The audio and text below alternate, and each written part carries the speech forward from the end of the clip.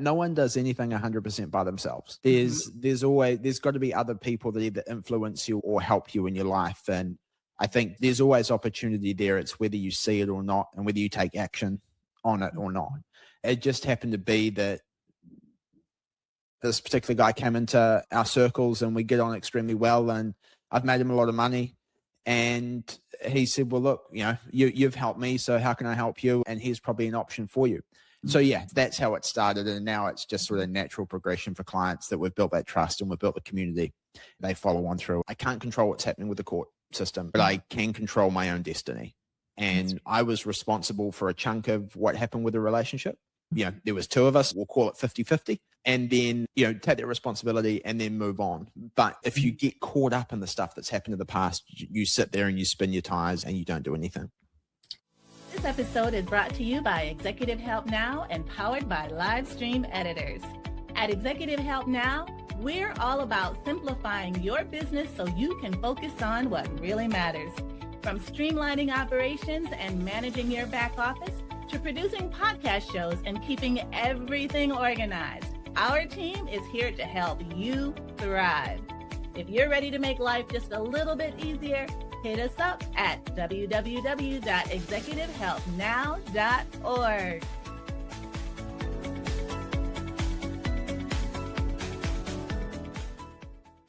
Today's show is so good.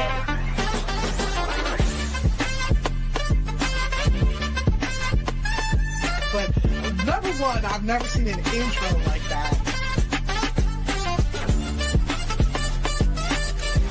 It is my hope and desire that not only will episode 30 still be fun, but episode 300 will be even more fun. You were made for something great, so go and be awesome.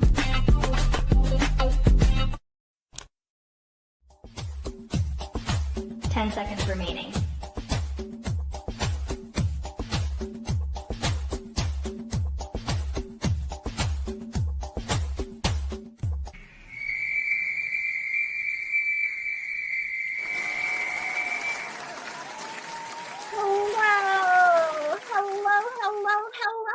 And welcome to the show. My name is Renee Hastings, and I'm your host of Renee Speaks. Y'all, today's show is going to be so fantastic, and that is because of our incredible guest. His name is Hadley Nightingale, and he is the founder of New Zealand Property Buyers, where he helps investors secure and scale their portfolios with confidence. In just 5 years, he has built a thriving company that handles everything from property acquisition and renovations to full compliance and management. Y'all, put your hands together for Hadley Nightingale.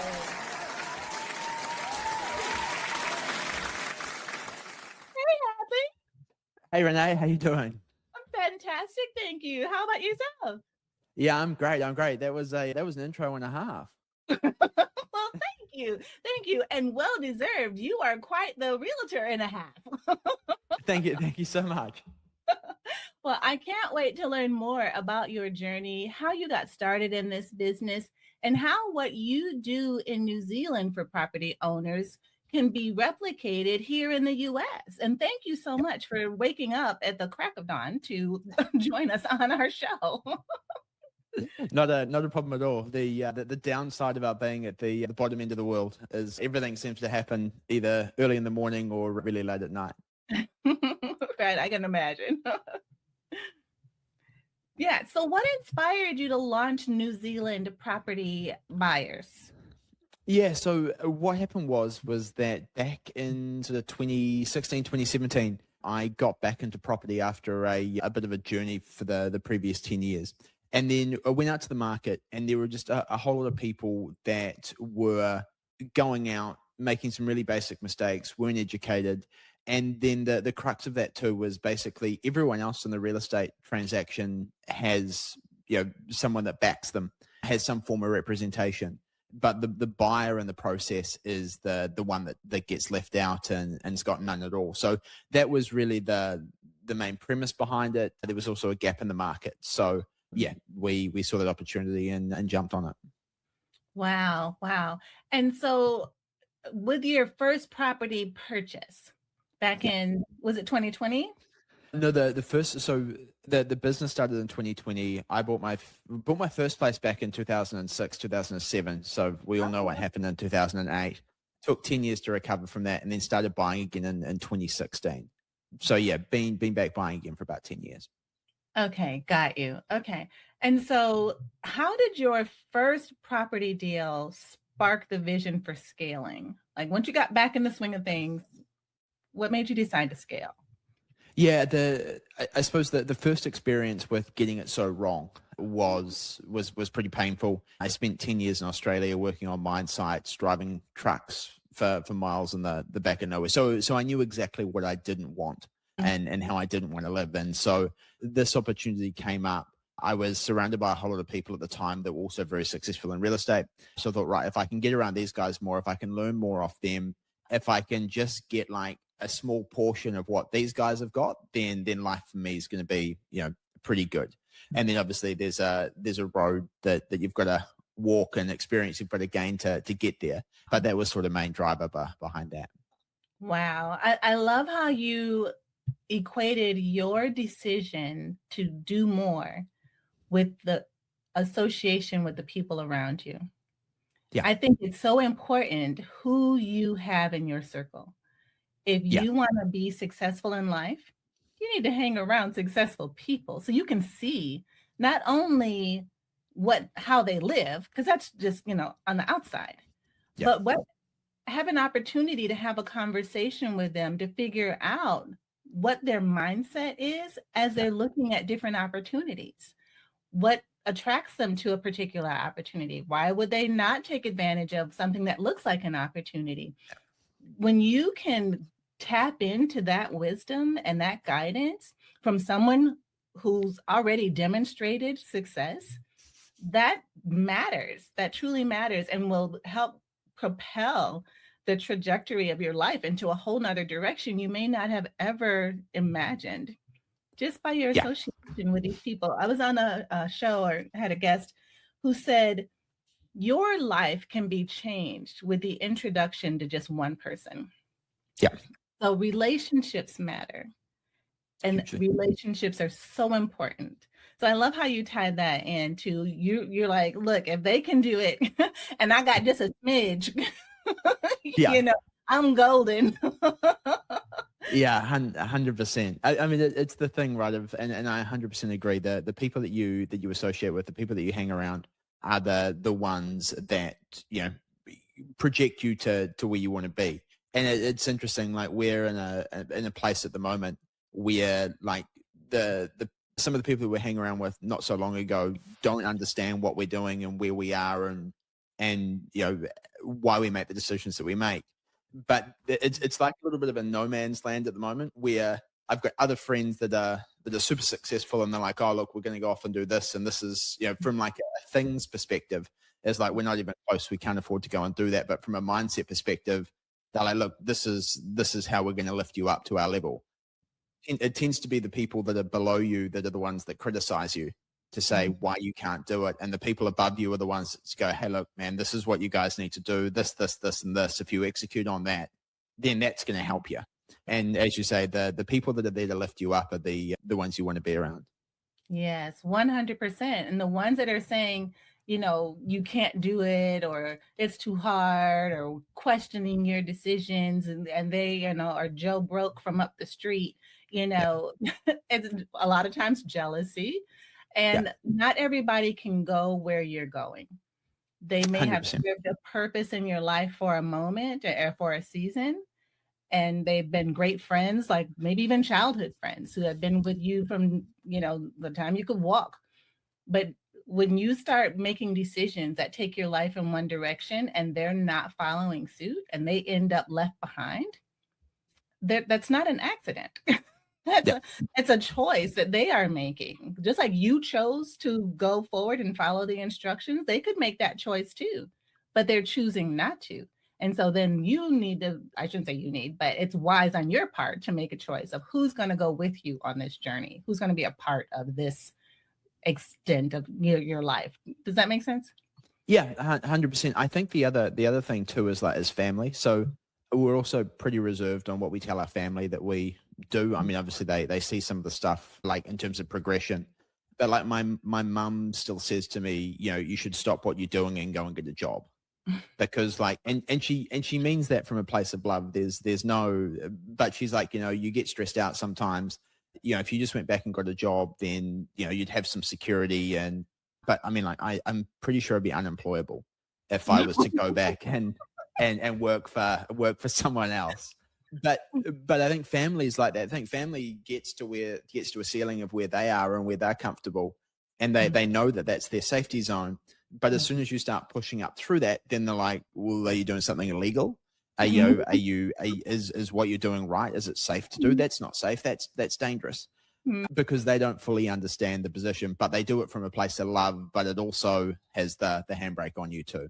Right. Understood. And that's so true. And you can't trade in your family. And I mean, so and like you said, they mean well. They want what's best for you. They don't want to see you suffer. They don't want to see you stressed out. They want you to have an easy life.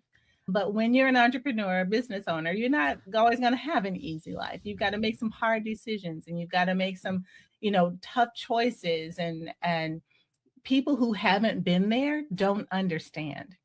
They don't get it. They have never been faced with these situations or these choices or these decisions that have to get made. And so they can't really fully appreciate what it is that you're going through. And so that's why it's even more important to have those other people in your life that you can, share with, who can actually add value in their response to you. And they'll be like, oh yeah, I've been there. I remember when this happened to me. This is how I navigated that situation, and it worked or it didn't. You know what I mean? Yeah. So, no, I mean that makes perfect sense. I think the other thing with it too is like as your business grows and as your experience grows, your ability to handle problems increases as well. So like problems that you had in a business when you've got one employee or one team member that you think's a catastrophic thing that's going to sink you, when you've got 13, the problem with one person is just another problem that you deal with on a daily basis. But as you scale and you get more and more immune to those problems, that they just are what they are, and you move on and you deal with them. But for people that haven't been through that, they haven't seen that. And their problem is like, I didn't get my leave this month, or something that for me is extremely trivial, is like a fire for them. But if they've been down the path, it would now be trivial. It's just in terms of like your personal growth at the same time. Right. Oh, that's so true. What a great point. Because, and I had a panel of guys on the show a year or so ago during Father's Day. It was a tribute to dads, and it was something about moving the business to the $1 million mark. And one of them said, it's so much easier to make $10,000 mistakes than $100,000 mistakes. And when you are small and you're just dealing with things and it seems like so major, so like you said, catastrophic, and in the moment, that's real. Those are real feelings, real emotions, it's real. And it feels really hard. But the more you keep dealing with that over and over again, it like normalizes, if that makes sense. And then it's like, a year or two down the road, you're like, oh yeah, we're dealing with that again, do this, know, and you just keep it moving because you like you said, become immune to the problems that were, that you faced when you were just getting started, because of your growth over time of consistently facing head on the things that need to get dealt with, and not running away and not cowering and not putting your head in the sand like it doesn't exist, but actually dealing with them while they're small so that they don't get to be something big, and so that, like you said, adds to your personal growth and helps you be able to handle more as you get bigger. Yeah, exactly. You tend to expand with the pressure you get put under.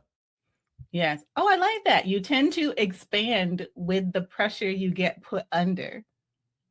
That's good. That's quotable, Hadley. There you go. I don't know where it came from. It just came out.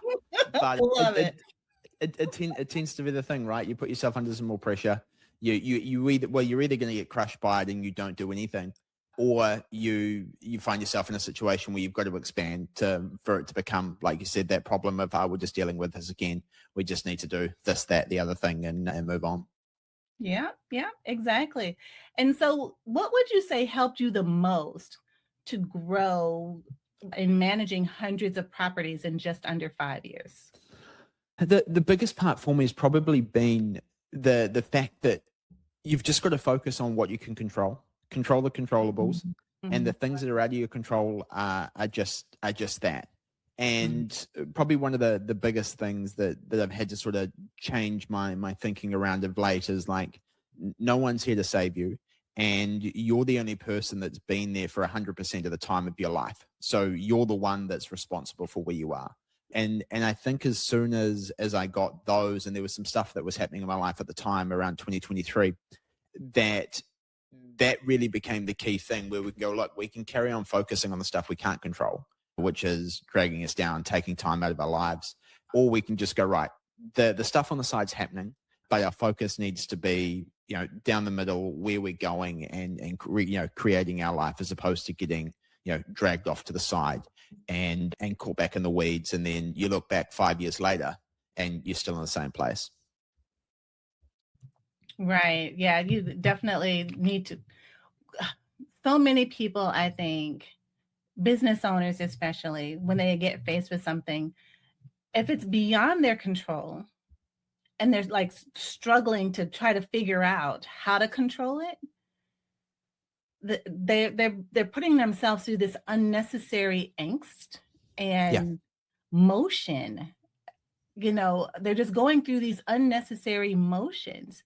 If this is something that is out of your control, like maybe it's a people issue or a person's issue, or a relationship issue, you can't change people. Right? People are who they are. You can give them advice, you can give them guidance, you can give them suggestions, you can try to lead and mentor them, but the ultimate decision is theirs in terms of what change they decide they might want to make and for their own professional growth and development. But that's out of your control, what they decide to do with the information you give them. Right? Yeah. 100%. I mean, just to give you some context around that. So in 2020, we started litigation. Well, in fact, it was before that. 2019 started litigation with my ex-partner that started out around care of child, like care of my daughter, which took 4 years. And so that was around that 2023 part that we're in the court system. The court system takes time. If we're not going to come up with an agreement, we just have to go down the path of this and lawyers' letters and all those things that are horrific. And then it got to that point of like, and being a guy, I'm like, right, how do I fix this? Like all I've got to do, all I should really be able to do is this, this, and this, and that'll be fixed and I can move on with the problem. And the thing from that is that you can't. You try and push this faster and they're like, oh, we haven't got any hearing dates for the next 10 months. And then you're like, but surely you guys we can just get this sorted and move on and carry on. And it doesn't happen. And then so that was 4 years, and we still haven't finished the relationship property, and that's 7 years later. But I don't say that to gain pity or poor me or anything like that. The great thing with it is it's taught me about resilience and exactly that. Like 3 years into it, I was very much like, poor me, why me? This isn't supposed to happen. This isn't the plan. But then it's that mindset shift of like, well, it's been 3 years now. Who's to say it's not going to be another 3 years? And I was a couple of years short on that. But it's like, we'll let the court stuff run, and that's just going to run its course. The child part of it was extremely difficult, and the money side of things, you can always make more. I can't control what's happening with the court system, but I can control my own destiny. And I was responsible for a chunk of what happened with the relationship. There was two of us, so we'll call it 50-50. And then, take that responsibility and then move on. But if you get caught up in the stuff that's happened in the past, you sit there and you spin your tires and you don't do anything. Right, right, exactly. Well, first of all, this is not pity, but I am sorry for Thank you. what you're having to go through. I too have some familiarity with that whole scenario, and yeah, it's not easy, and especially when kids are involved, and Yeah. you love them and you want to see them, and the courts are unfairly lean toward the mom and all the things. So anyways, I know. Yeah, I won't comment on that stuff, but we'll leave. We can park that one there. Yeah. So anyways, congratulations to you on staying resilient, not letting it get you down, and continuing to move forward no matter what the situation is, and allowing it to help you just get stronger through the situation, because you're going to end up, better on the other side. So as you're looking at investors who are thinking about real estate as an option, but they're new. Yeah. They don't exactly know what they're doing. Yeah. How do you guide them to avoid costly mistakes? I think the biggest thing is, and where people get themselves caught out is that they just go straight for they start looking at houses. And the simple thing is like, stop looking at houses, go in and strategically figure out exactly what it is that you're looking to do. So, are you in your 30s and you need to, you want to build some equity and then some cash flow for when you retire? Your serviceability is really good at the moment, so we're looking to stack some properties. Or is it a case of like, you're lower income, you've got a little bit of money to put into something, and that you need to go in and buy something that's more cash flow heavy to support your cash flow as you go. So that's the key bit there, is strategically buying something and strategically working that out before you go and look at property, as opposed to doing what most people do. They go and look at the houses, and then they come back and hope that the area is the right area and the strategy is the right strategy. Yeah, that is not wise. I agree with you 100%, because houses, it's almost like houses are mesmerizing. Yeah. And they almost like put a spell on you. They do. It's like, but it's so beautiful, and it has such a nice backyard, and it has the greatest finished basement ever, and it's like you get in this trance, But then, if you're inexperienced and you don't exactly know what your ultimate long-term goal is or how this is going to help you get there, purchasing that house could be the biggest mistake of your entire life. Right? Yeah. Very, very, very much so. And I think that's the big thing. I mean, one of the things I've got like a decision checklist or a decision process that I can give to the listeners. If they just want to DM me on Instagram, checklist, and I can send that through to them. And then that's just going to give them some insight into like a decision framework of, here's the first 5 things that we should look at. Here's the next 5 things that we should look at. And then finally the next 5, because it seems to be the place that a lot of people tend to get stuck. Mm-hmm. I love that. We'll definitely include that in the show notes, because we want to know. Yeah. Inquiring minds want to know. 100%. So as we talk, Hadley, about your end-to-end service, why is a fully integrated model key for busy investors? Yeah, I think it's like everything, right? That people specialize in what they do, and they don't necessarily have the time to go and execute on the research of the properties, finding them, negotiating them, managing the renovations, doing the buying side of things as well. So that's where we've come in. And initially we started out just just buying property for people as our one key service. And then we had a guy that lives in Qatar, that said to me, hey, look, I've got a number of properties here. If you start managing them, then I'll give you 15 to start with. And then I went home, told my wife, and she sort of looked at me sideways and went, I hope you didn't say yes. But me being me, went, yep, cool, we'll do it. And then we'll figure it out as we get down the path. And then the same thing with the projects. The same guy was like, look, I've got these properties, so I need someone to manage my projects. And then, so yeah, we took that on for him as well. So now basically clients come to us with, hey, I've got this budget. This is what I want to achieve. I think this is what I want to achieve. And then we sit down, map that out for them, and then manage the process from start to finish. Nice. That's quite a niche, because that's not, if I understand correctly, Is it a common practice for someone to reach out to someone to say, here, I have this, go manage it for me? Or did you happen to kind of get lucky? And I don't want to insult you in any way. No. I mean, for the starting of it, I've just got a really good relationship with this guy, and I suppose I believe there's always someone in life that gives you a bit of a hand up, and you may not, no one does anything 100% by themselves. There's got to be other people that either influence you or help you in your life, and I think there's always opportunity there. It's whether you see it or not, and whether you take action on it or not. And so, it just happened to be that, this particular guy came into our circles, and we get on extremely well, and I've made him a lot of money. And he said, well, look, you've helped me, so how can I help you? And here's probably an option for you. So that's how it started, and now it's just sort of natural progression for clients that we've built that trust and we've built the community, so that they follow on through and down the path. Wow. See, and there again is that word, relationships. Yeah, it is.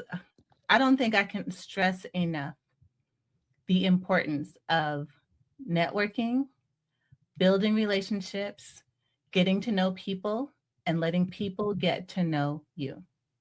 Yeah. It is the lifeblood, I think, of a business. Yeah. Like oil to a car. You know what I mean? 100%. Doesn't happen without people. I mean, I think as much as like the AI things happening at the moment, there's still a need for people in that, and that human to human connection. And I think, eventually with everything that's going on is that there's still going to be team human that comes in, and it is still a huge part of the everyday life, and potentially, who knows, we might go full circle and everyone gets sick of AI, and people with just human businesses go, look, I just want to talk to the people. The robots or the computers aren't that much fun. Right. Well, a girl can dream, or a guy can dream. But unfortunately, I think AI is here to stay, and it's going to run everything. But that's me, but I need to put my rose-colored glasses back on and be happy about this. But definitely AI is here to be leveraged and used as a tool to help us in our daily businesses be more efficient, be more resourceful, and be a better business owner, being able to make better decisions for not just us owners, but for the people that work with us, or our clients that we serve, and all those things. So now, as we think about acquisition, renovation, and management, that's a lot. It is. That's a lot. How does it all work together in your system? In terms of us, I suppose we've got it like a bit of a conveyor belt is probably the best analogy to use. That people sort of jump on at the start. We go through the acquisition process with them, purchase the property, do our due diligence. I'll get my words out. And then at the same time, we're also sourcing renovation quotes, getting an idea of what equity upside is going to be and things like that as well. Then basically they move through our system into the project management side of things, where our projects team then takes over the comms and starts running the project or the renovation from there. And then once the project's finished and the property's rent ready, then we slide it down to the next part of the conveyor belt or the system through our property management team, who then picks it up. So the cool thing with it is they don't have to go externally. There's our communication's consistent right the way through from start to finish. Those channels are consistent right the way through from start to finish, and that we manage in a number of different areas. So the other cool thing is that in a normal situation, that if you go and you purchase a property in one part of the country and then you purchase a property in another, you've got to have two property managers. They communicate differently. They're on different systems. Whereas for us, everything's under the one umbrella. So if you've got a property in one, a property in the other, you still log into the same portal, and all your properties are there under the same umbrella, rather than different people, different systems, different reports. Right. So there's that consistency for clients right the way through. Oh, I love that. And that centralization definitely increases efficiency. And like you said, and the consistency of the information that you're getting, what it looks like, what gets put in, where to look for the number that you're looking for in this report. You know what I mean? Yeah, I totally get that. Not a lot of people know that the company that moved me from Wisconsin, I'm originally from Wisconsin, and I now live in Georgia, but the company that moved me from Wisconsin to Georgia was a real estate development company. Right. And so I spent 8 years in real estate and absolutely loved it. But it was because it was a development company, and it was right at the beginning of the time when low-income housing tax credit program had just started. I'm not sure if you're familiar with that program here in the US. A little bit, yeah. But they now call it LIHTC. But it's a mixed use property with low-income people, market rate units, low-income units, market rate units, commercial, and some green space, or like a play space, all in one development. And so anyways, that process of looking at a piece of land or a current property that needed renovating, because a lot of the times it was a historic building that needed restoration, that we would take over and then convert it into this mixed use development that was absolutely gorgeous. And what we ended up having to do, though, as part of that process, as I'm thinking about your end-to-end program, is we created a company that was the developer. We created a company that was the bank where we got the money from. We created another company that was the property manager.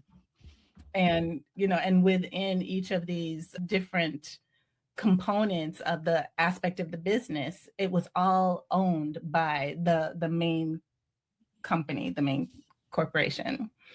So everything stayed in-house. It was all in the family, I guess is what I should say. All the money stayed in the family, and all of the, you know, the revenue that came in and what got put back into other new properties. It was a wonderful, beautiful cycle of revenue that just with the purpose of creating these incredible living spaces for people who may not have been able to afford it, along with those who could more than afford it. Yeah, that's awesome. Yeah, it was wonderful. I absolutely loved it and got out of it for a little while and then got back into it just recently. And so anyways, it's a ton of fun. So I absolutely have a passion for this space that you're in and love what it is that you're doing and how you have created a business, a whole business with a system that works from the very beginning to the very end, where so someone can just tap in one time and get basically a done for you real estate project, which is fantastic. Yeah, no, I think the clients tend to love it. As I say, they just have to go to the one place, and it breaks down some barriers around like, how do I go and find these people here? Who do I go and talk to? You know, is it up to me to go and do this, that, and the other thing? Is, oh, well, look, we'll just take care of everything. Your job's to say, yeah, I like it, or no, I don't. No is fine as long as we know why, and then we just carry on the process for them so they can carry on doing what they do. Right, exactly. It's so awesome. What a great service. And so the team you have is not only in New Zealand, it's also in Southeast Asia, right? Yeah, correct. Yeah. And so how has that fueled growth, having teams in different areas? So that's been really extremely handy for us. So there's, what have we got? 5 ladies in the Philippines at the moment that look after all of our back end stuff. And so we tend to have our client facing team in New Zealand, and then all our back end operations are, you know, done from the Philippines, which has been great. They're extremely talented ladies and they do a really great job and hugely valuable part of our team. Plus they also love working for us because it's always day shift. So that's that's the other great thing for them too. Yeah. Oh, I can imagine. So yeah, that's a shift that many of them have chosen to make to kind of try to accommodate US, but to have you guys be in the same time zone is, I'm sure, super helpful. Yeah. So Hadley, as we get ready to wrap up, what advice do you share with first-time buyers who are aiming for long-term legacy? The big thing is like, start with the end in mind in terms of where you think you might want to end up. And that changes over the years. Like in your 20s, you know, fast cars and big houses, and that generally tends to be the dream of what you want to end up. And then sort of as life grows and you have kids and things like that, then focus changes. But I mean, you want to start out with, where do I want to end up? Work your way backwards from, and that strategy really is the key thing. The other thing with real estate too is you're not going to become a zillionaire overnight. It's a long-term play, and it's about growing that wealth over time. So you've got something at the end as opposed to having a sugar hit at the start. The other thing for people that are just starting out too is get some advice from some people that are in the market all the time. As we said earlier, your mum, your dad, your cousin, your brother, have all got an opinion. Your drunk uncle at your barbecue has also got an opinion on a property, but there's a really good chance that none of them have either bought anything for a long time, have ever bought anything at all, and their opinion of the market's based on the media.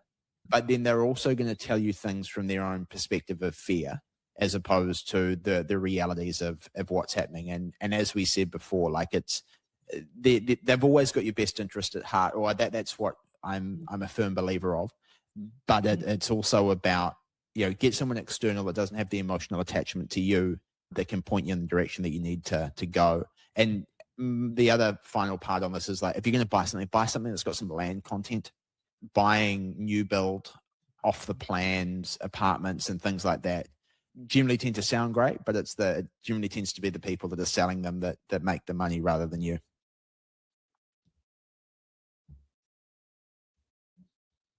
All right, so we need to make sure we get some land along with the deal. Exactly. That's where the value sits. Okay, got you. And would you say that the land should be able to be developed later, or just enough to have a nice backyard for the dog? I don't know enough about American, I can't pick out a specific city, but basically, if you were to go and buy a house in LA, for example, on Malibu, I say somewhere along the coastline that's really, really expensive to buy. Mm-hmm. And then you decide that you've got a 3-bedroom, 2-bath house there that sells for millions. And then you decide that you're going to go and you're going to move 4 hours inland into the desert, and you've got the exact same house, and that you put that on a piece of land that's the same size in the desert. Well, you're going to pay nothing for it because there's no value. So the value sits in the land as opposed to sitting in the house itself. So if you can buy some land that's in a desirable area that people want to move to, that's the appreciating asset, and the house depreciates. And so that strategy, then that area becomes really key before we look at property, because property, you shift it from here to, or houses, if you shift it from here to somewhere else, values can alter millions, but that's based on land value, not based on the house itself. Right. Got you. And I think too that the more scarce the land is, the more it costs. Yeah. It generally tends to be city, the closer you get to city centers, or the closer you get to a beach, because you can't just carry on, building out into the ocean unless you live in Dubai. Right. But as soon as things become scarce, they become more expensive. And if you've got a big plot of land where there's no plots of land, then that place becomes more valuable. Whereas, we say, in the desert, where you can just keep building and building and building and building, if someone wanted to start a city there, eventually the center would probably become valuable and the outskirts less so. But it's those constraints and which develop that scarcity are the part that increases value. Right. Got you. All right. Well, what great advice. This is so fantastic. And I'm not sure if our business owners are in real estate or if they diversified their portfolios to include real estate. I hope that they have gained as much valuable information as I have, because this has been truly fantastic for me. So thank you so much for sharing your words of wisdom with us. If someone wants to connect with you after the show, or I know you said that they can DM you for your list where they can do an assessment to see whether or not they're ready to buy or things to consider as they're thinking about buying. How else can people reach you, and what other resources do you have available?